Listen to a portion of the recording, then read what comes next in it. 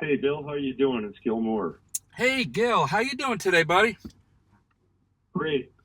Hey, it's a Good to real be in good to be back in Texas. bro. I hear you, man. Hey, it's a real honor and a pleasure to have you here today. And Triumph has always stood out as a band that delivers, not just musicianship, but a sense of uplift and purpose that I know fans have carried with them for decades. And man, I never thought I'd see the day when I would be able to see you guys live. So I'm really stoked for this Thursday's show at the Pavilion at the Toyota Music Factory here in Irving, Texas. Yeah, we are too. I mean, the way this rolled together, I don't know, it's hard to explain, but we didn't expect it, we didn't plan it, we didn't anticipate it, but it happened. Sometimes good things just kind of fall together, and it just did in everybody's life. It just happened to be something that all of a sudden made sense, even though it didn't make sense for a long time. And here we are, having a blast. Dude, everything happens for a reason, man, and all your fans are just going to benefit from that. Well, so far the tour's been going great. We've been really, we've just been thrilled at the reaction, and I don't know if a lot of the Americans are not aware, I guess, of what happened in the Stanley Cup Finals last year, because I think probably the broadcast in Canada, it wouldn't make it into many U.S. markets unless people are watching on satellites or with VPN connections or something. But Sure. they started playing our music during the playoffs, and it finally got to the point where the National Hockey League and Rogers, the big telecom up in Canada, said, "Hey, would you guys come and play at the playoff games?" And so we did it, and it was a lark. It was just kind of like, let's go have fun with our kids, and let's hook up with Phil again. And but we got there, and we literally we rehearsed one evening, and then we played the show, and the reaction was so amazing, and the way the band just gelled in the rehearsal, we just went, oh my God, this is great. Like, and then Live Nation went nuts and said, let's go tour, come on tour. And then all our families ganged up on us and said, yeah, let's go. Easy for them to say, right? But here Exactly. we are. Now So it's all worked out. that's insane. I mean, it was a universe's way of saying, let's get this thing together and get going. Yeah, it really was kind of, you felt like something happened in the stars or the planets or something that just aligned. And I mean, the proof's in the pudding because we're out here, and the if you saw the camaraderie, like what I'll call it, the dressing room behavior, like it's just constant fun. I was just in the gym in the hotel here, and I posted a video on the band chat of my daughter. She got this unbelievable contraption with a half of a truck tire, and the thing weighs 180 pounds, and she's an athlete, and she's very strong, and she lifted this thing, and I posted it on the group chat, and Emma said, "Oh yeah, well I'm having a hard time just lifting my cell phone." So she recorded. So she recorded a video of me on the workbench because we were in the gym together, and I'm pretending to do a military press with my cell phone, Oh, and so that's the kind of insanity. It's just good fun. It's there's no party bus on this tour. It's just all pretty calm, cool, and collected. But we are having a ton of laughs. I will say that the humor is really great. I could imagine. And what's interesting for this tour is that it's an expanded lineup because yourself, along with Rick Emmett and Mike Levine, the band will be joined by drummer Brent Fitz, bassist Todd Kearns, and of course, guitarist Phil X. I was curious how the band's newly expanded lineup will split vocal and instrumental duties on this tour. Well, we're not puck hogs, Rick and I. So and the other thing is, these guys are such tremendous, players and like featured performers in their own right. And we were hoping Mike was going to make it for maybe half the dates or something like that. Yeah. It's turned out that he hasn't been able to come out, so Mike's not in the nightly lineup at this point. Mm-hmm. But the five of us, what we do, like by having a larger band, like it's enabled me, for example, like I get to sing downstage on a few songs instead of always singing from the drum riser. And Brent who is just an amazing drummer, obviously, and all the great work he's done with other bands, and with Slash in particular, and on our tribute album and so on. He's a great keyboard. Well, he's actually plays more than just two instruments, but in Triumph, like he plays a lot of keyboards, which is great because back in the day when Mike would play keyboards, he couldn't play bass. But of course now, we don't lose bass because Todd goes on with the bass while Brent's playing keyboards while I'm playing drums, and so on. Phil's vocals are outstanding, and so are Todd. So the harmonies that, I would say back in the day, you got to look at it that, Mike was not a lead singer. So he had background vocals, but, they weren't at the caliber that, say, a lead vocalist can do. And then in addition to that, there was just three voices, where now, like, everyone in the whole band is a singer. So you got five voices, and the harmonies that were really tough to pull off with Rick and me, Rick and myself, and Mike as three-piece, and plus singing backgrounds from the drum kit is not great. It's hard to hear when you're playing drums and so on. Harmony has to be precise. We're on in-ear monitors now, which are a new thing. It didn't exist, back when we played previously. So the harmonies are super strong. The fans will hear it, like the vocals that we're able to produce live now. And by the way, you can mark this one down. There is no backing tracks. There is no auto pitch correct, nothing. It's just what's coming off of the stage and off the microphones. There's no fake anything going on in the Triumph show. Wow. And I know that's a big thing with fans, because a lot of bands, there's a lot of, tricks going on like that. With ours, what you hear coming off the stage is what the musicians are performing and singing. Just completely raw. Just completely raw. Nice. And and I gotta say, I like the vocals, the harmonies, and the lead vocals all together. Great. Todd sings a couple of tracks that I sang back in the day. Phil sings one that I sang back in the day, and Rick is singing really, really well. I'm proud of the whole group. I'm very proud of them, and I'm really happy to be playing with them.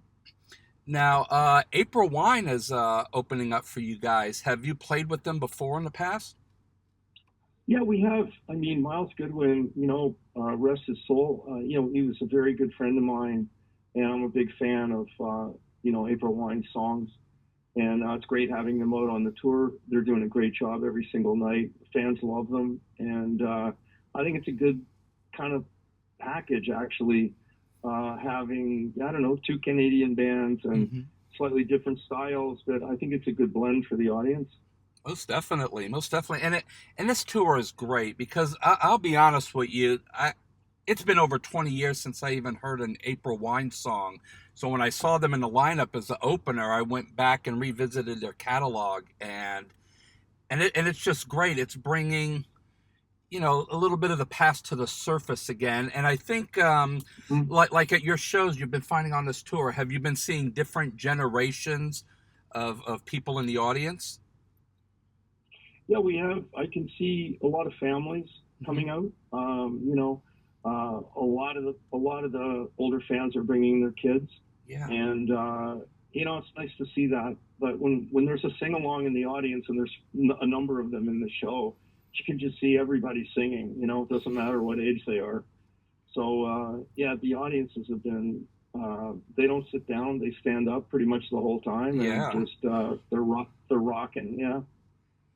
Now, Triumph has always balanced power, melody, and positivity in a way few rock bands can honestly really manage.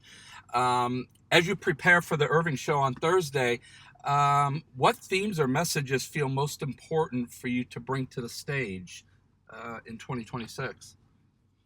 Well, this is something really the fans have taught us. When you're a bunch of kids and you're writing songs and you're in a rock band and you're trying not to fail like all the other rock bands that you've ever played in, that end up just going nowhere. And, if you're lucky, you get to Joe's Bar, and that's as far as it goes. So you're trying to find an audience. And so we start writing songs. We don't really know, what the future holds, or, what the impact of our music is going to have, if any. Like, you're constantly trying to find your audience or grow your audience. And, you hope they're going to be loyal, but you don't know they're loyal until time passes. Heard. And so what we've learned is really the audience has told us that we delivered a positive message. So it's one of both, sort of, the never surrender ethos, I call it, of the Allied forces.